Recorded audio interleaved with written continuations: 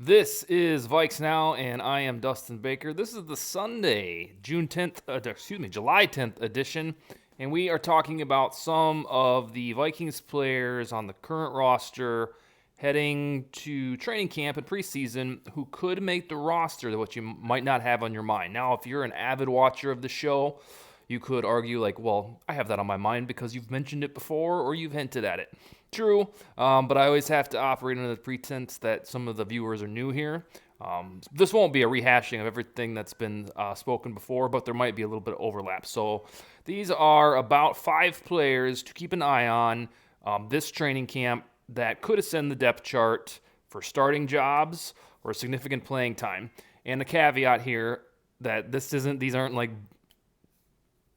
rubber stamping that blah, blah, blah is going to beat out blah, blah, blah for the job. These are theories, ideas to keep in mind of plausible possibilities of players that could end up seeing significant playing time that may not be on the brain right now.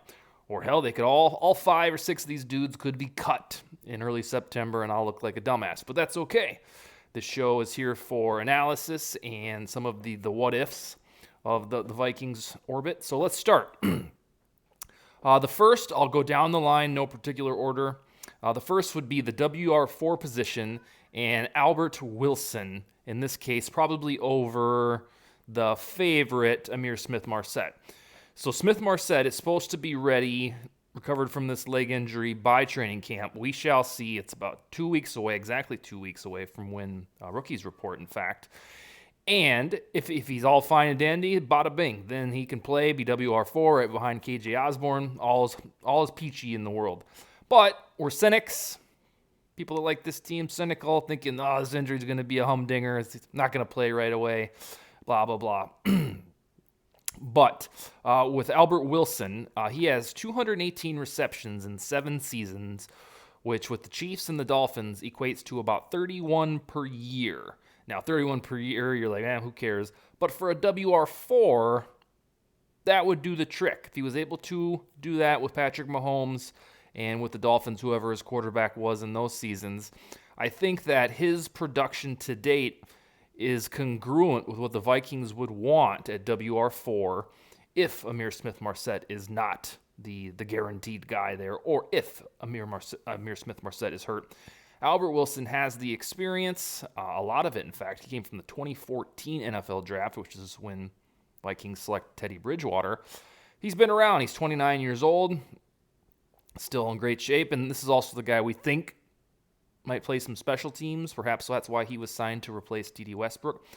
But we are still riding the wave of Amir Smith-Marset in those last 2 games of the year, especially that last one against the Bears, thinking that he might be good. He could nibble at WR3 when he starts to hit his prime. Fine, let's keep that prognosis. There's also a chance that was just a good game, and he's not worthy of WR4. Let's hope that's not true, but if it is, Albert Wilson is a seasoned veteran, 29 years old, played for 2 other teams. Now he plays for the purple and yellow team, and at 31 receptions per season, that would fit pretty well for a WR4 ask, especially with all of these target hogs between Jefferson, Thielen, Irv Smith, KJ Osborne, Dalvin is a receiver, pass-catching running back. There's going to be a little bit of leftovers, table scraps for somebody, and that could be Albert Wilson. The next is piggybacking on a theory, RB2 theory advanced by Paul Allen last week. He was on the Vikings YouTube channel, and he had the theory that perhaps Kene Nwangu would become the WR2 for the Vikings. We've spoken at length, and I've written at length about the possibility of Alexander Mattison not making this team because we're not entirely sure if Madison's skill set will gel with the Kevin O'Connell offense. If he, in fact, wants his running backs to catch passes out of the backfield, Mattison can do that, but the Vikings have never really asked him to do that, and he's not a prolific catcher of the football. The theory is that Kene Nwangu, with his speed, could be better utilized to catch the football and zoom down the field, more so than Madison. Madison can hurdle guys, jump over their craniums, but he's not necessarily an avid pass catcher. So I think between Ty Chandler and Kene Nwangu, those are ones to watch as the summer battle heats up at RB2. And it's also of note that Alexander Mattison, as an RB2 to date, has done a pretty good job. He knows that he's guaranteed to start in 2 or 3 games when Dalvin Cook gets hurt. But keep an eye on the way that the Vikings want to use running backs in their offense. We're so accustomed to the last 8 years of them taking handoffs for the most part. And, running up the middle, running on second and 9 and whatnot. But there's really only one season where Dalvin Cook was used as a pass catcher, and that was the 1 year with Kevin Stefanski at the helm. Once he left for the Cleveland Browns, it was as if the QBacks were like, yeah, we don't need to use Dalvin like that. We're gonna put the ball in his gut and have him run in between the tackles.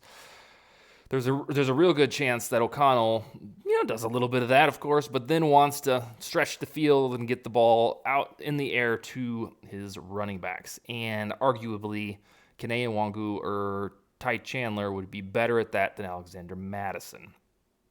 So that's probably the substantiation for the Paul Allen theory. All right, staying on offense, I promise we'll get the defense. This is number 3.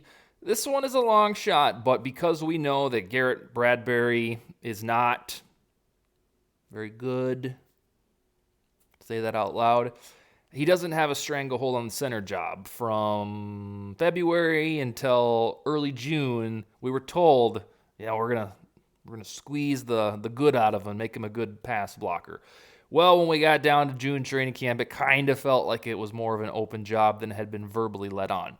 So, a guy like Austin Schlottman, if they don't sign J.C. Treader, Schlottman, he would be one to watch in the event that he has a mini career renaissance at age 26.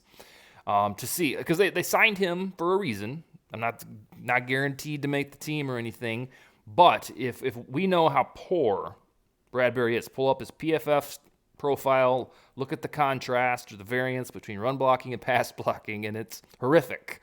It's pitiful. And Schlottman isn't necessarily very good himself per those same metrics. However, this is only year 4 for Schlottman, kind of like Bradbury, and he's played in 86% of Broncos games in the past 3 years on offense and special teams.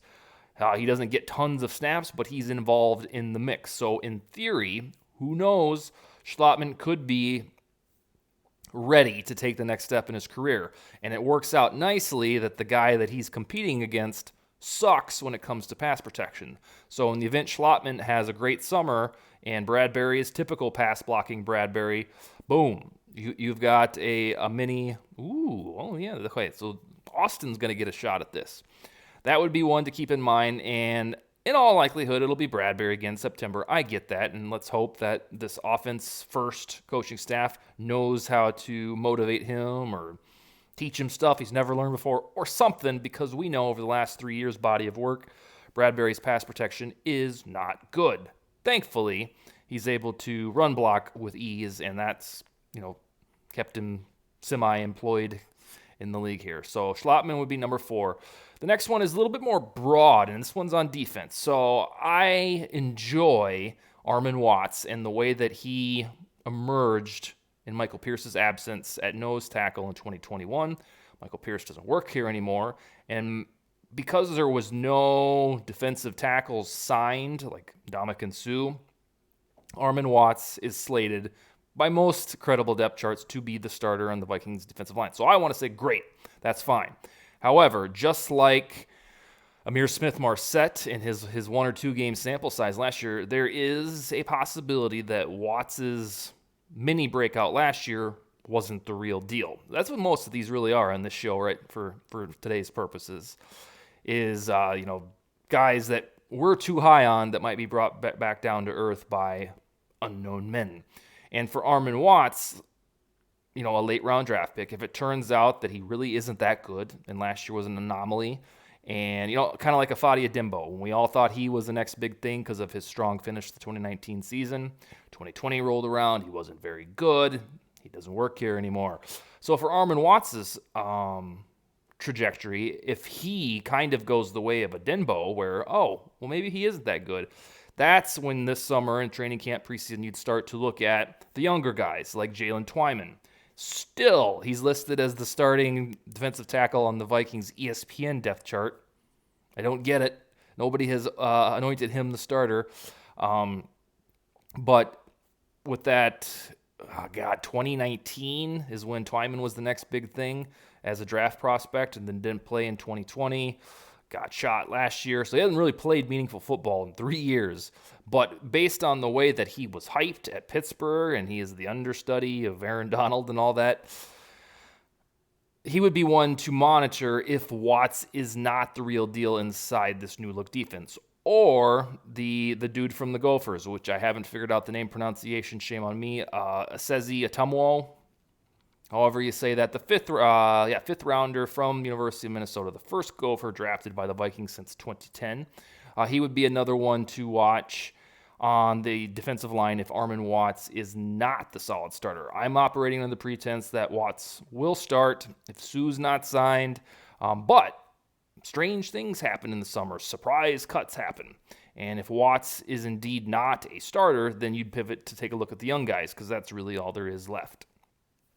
Finally, and you'll like this one, it's on a Caleb Evans, the rookie cornerback from the 4th round, who was the byproduct of a trade by Kwesi Adofo-Mensah with the Browns. This is the guy that Kwesi scouted at night in the dark. And he came to the Vikings in a trade for a 2022 5th rounder and next year's 4th rounder. So Kwesi likes something about this guy. And the reason I bring a Caleb Evans up is not to dethrone Cameron Dantzler, or dethrone Patrick Peterson or Andrew Booth. It would be to knock Chandon Sullivan off his mini free agent pedestal. Chandon Sullivan wasn't all that great as a Packer. I think we got lost in the, this is really cool that he defected from Green Bay, and he could turn out to be just fine. But in the event that he's not, Caleb Evans has slot experience from the collegiate days. And the reason I say you like this is because Mr. Evans, if you were on Twitter at all, is like the ultimate social media guy. If it doesn't work out for him at cornerback, he should just run the Vikings social media team, because he engages fans, he's upbeat, he's positive, he's fun. He seems like one of the good guys. I have a lot of people email me about him asking if there's a possibility that he starts because he's such a cool dude. And I usually tell them, not really, but stranger things have happened, which is pretty much what I'm telling you on this show.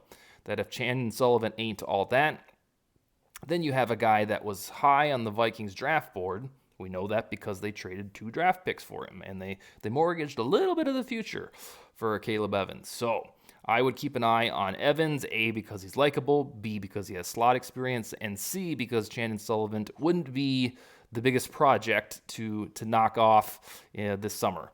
Again, training camp is in 2 weeks. I will be back on Monday with another show, and then it'll be 4 more days worth of shows, and then I'm on vacation again. My family, we're flying to Hawaii. Wes Johnson is one of the writers at Vikings Territory, and his family and my family are headed to Hawaii for a week. But we shall be back on Monday. Wednesday, we'll chat with Josh Fry again. Hopefully you guys and gals like him. But that's all we got, and Skol, baby.